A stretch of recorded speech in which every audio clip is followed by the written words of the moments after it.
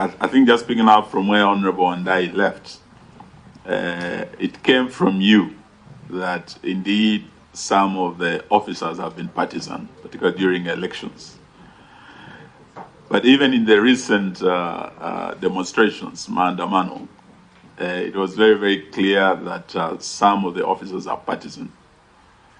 You could see officers saying, we have allowed these demonstrations to go on, we have banned those demonstrations, we will not allow those demonstrations. And Article 37 of our Constitution is very clear. That right, the freedom to demonstrate, the freedom to protest, to picket, is guaranteed by our Constitution. It does not depend on the generosity of Bungei in Nairobi or IG Kome. But you could see these officers actually purporting to allow or disallow. And some demonstrations were very violently handled.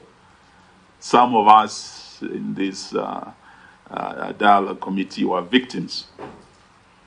Some of us lost very close friends. Some of us lost our bodyguards, who are actually not just brutalized, injured, but some were shot and killed by police officers.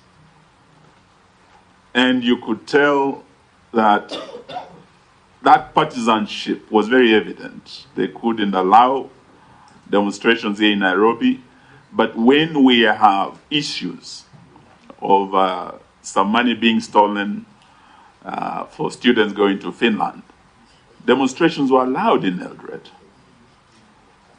When there would be tea machines in Kericho being brought and the citizens came out to demonstrate, demonstrations were allowed. But in Kisumu, in certain parts of Western, in Nairobi, the violence, the brutality of the police was shocking. Now that you yourselves admit this partisanship, we want to hear from you. What have you done to address this issue? Because it's a growing menace to enjoyment of fundamental rights and freedoms in our Constitution, particularly Article 37.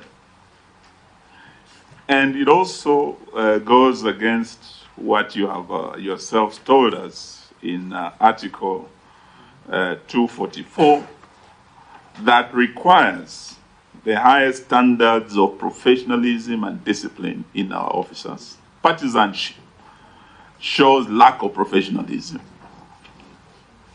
It also shows probably the lack